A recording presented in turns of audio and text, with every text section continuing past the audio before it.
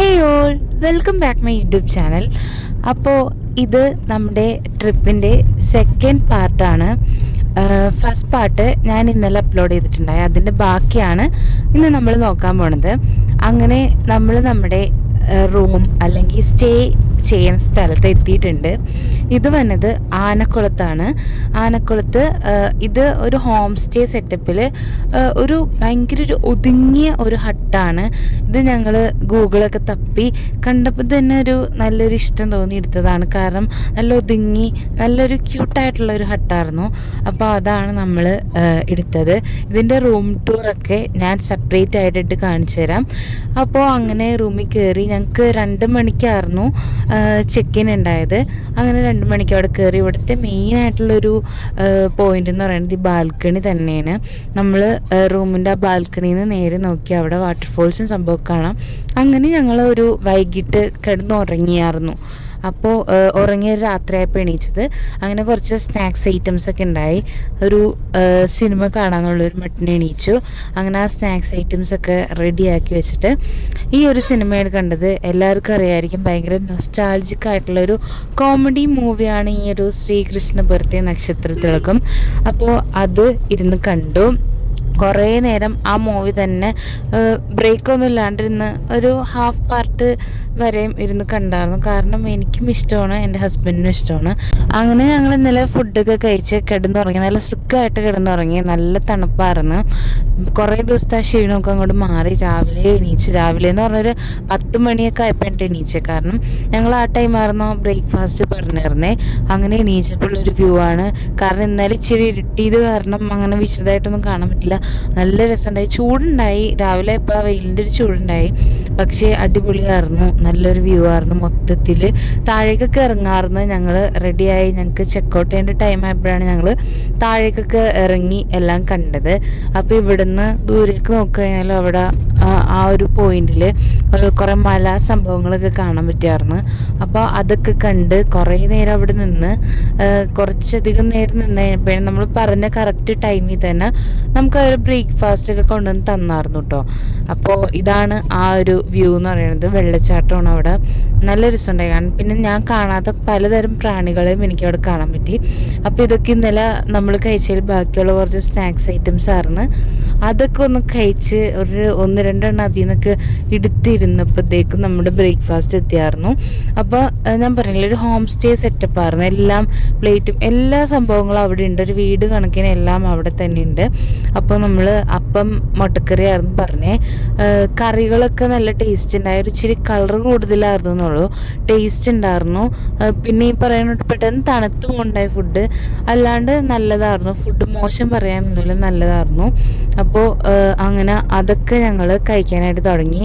അപ്പോൾ ഞാൻ പറഞ്ഞിട്ട് വെള്ളയപ്പം അതുപോലെ തന്നെ മുട്ടക്കറി ആയിരുന്നു ഉണ്ടായത്. അങ്ങനെ വെള്ളയപ്പൊക്കെ ഷെയർ ചെയ്തു. ഞങ്ങൾ കറക്റ്റ് വേണ്ട ഒരു എണ്ണം പറഞ്ഞിട്ടുണ്ടായി. കാരണം വേസ്റ്റ് ആക്കേണ്ട കാര്യമില്ലല്ലോ. അപ്പം കറക്റ്റ് എത്ര എണ്ണം വേണമെന്നുള്ളത് പറഞ്ഞിട്ടുണ്ടായി. അത് കാരണം അവർ അതിനനുസരിച്ചാണ് കൊണ്ടുവന്നേ. മുട്ടക്കറിയിലും മുട്ടയൊക്കെ നല്ല റെഡ് കളറായിട്ട് ഇരിക്കുന്നുണ്ടായിട്ട് കളറ്.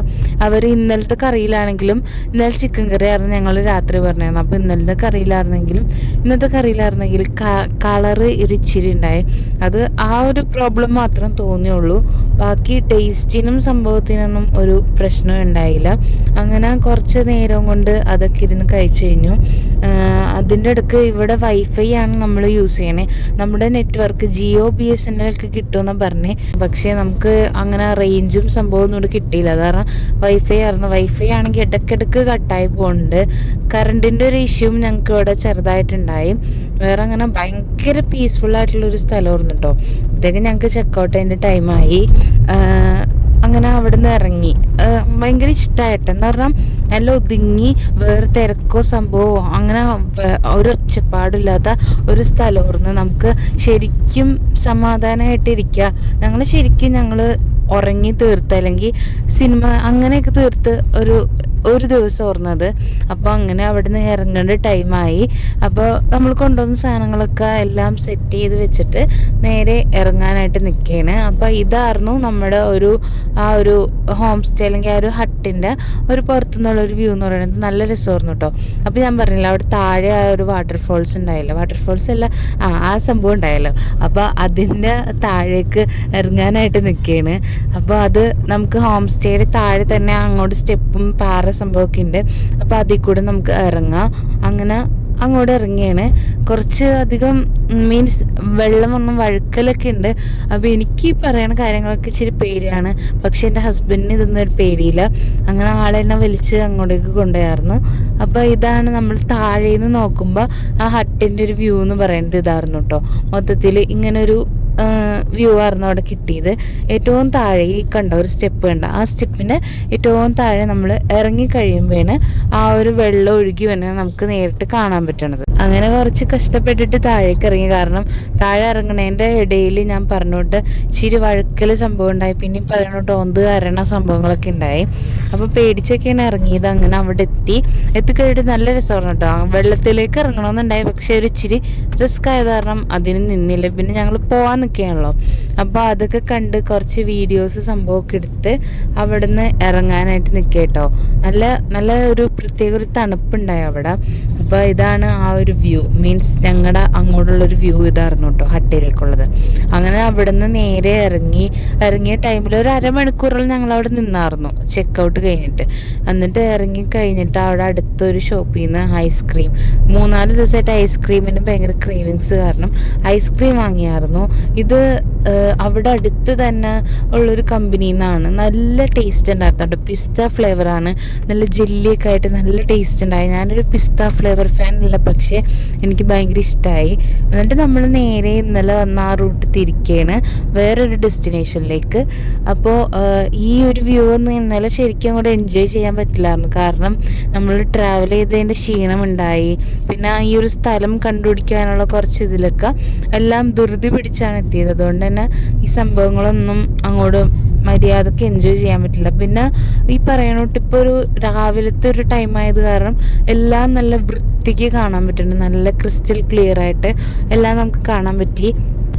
അങ്ങനെ നമ്മൾ തിരിച്ച് നമ്മൾ അടിമാലി എത്തിയിട്ട് വേണം നമ്മുടെ അടുത്ത ഡെസ്റ്റിനേഷനിലേക്ക് പോകാൻ. അത് സ്റ്റേ ഒന്നും അല്ല, കുറച്ച് സ്ഥലങ്ങൾ കാണാനാണ്.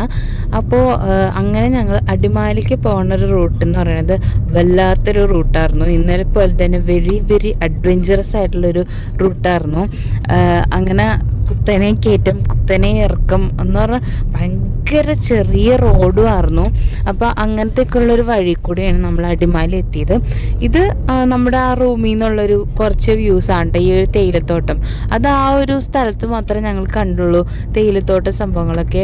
അവിടെ നമുക്ക് കയറാനൊന്നും പറ്റില്ല. മൂന്നാർ പോലെ കയറി അങ്ങനെയൊന്നും പറ്റില്ല, അതൊക്കെ പ്രൈവറ്റ് പ്രോപ്പർട്ടീസ് ആയിരുന്നു. അപ്പോൾ ഇന്നലെ നമ്മൾ കയറിയ ഒരു കട ഞാൻ കാണിച്ചു തന്നില്ല, കടയിൽ ഞങ്ങൾ പിന്നെ ഒന്ന് കയറിയായിരുന്നു. എന്നിട്ട് അവിടെ നിന്ന് നേരെ നമ്മൾ അടിമാലിക്ക് പോവേണ്. അപ്പോൾ ഇതിപ്പോൾ ആ ഒരു റൂട്ടാട്ടോ, അടിമാലിക്ക് പോകണ ആ ഒരു റൂട്ടാണ്. ആദ്യം ഞങ്ങൾ കാഴ്ചയൊക്കെ കണ്ടുവന്നപ്പോൾ നല്ല ഭംഗിയുണ്ടെന്നൊക്കെ കരുതിയാണ് കണ്ടുവന്നേ. പക്ഷേ ആ ഒരു വഴി എന്ന് പറയുന്നത് അത്ര വൃത്തിയിട്ടൊരു വഴിയായിരുന്നു. എന്ന് പറഞ്ഞാൽ ഭയങ്കര മീൻസ് റോഡ് ഭയങ്കര മോശമായിരുന്നു. പിന്നെന്ന് പറയുന്നത് ഭയങ്കര ചെറിയ റോഡായിരുന്നു.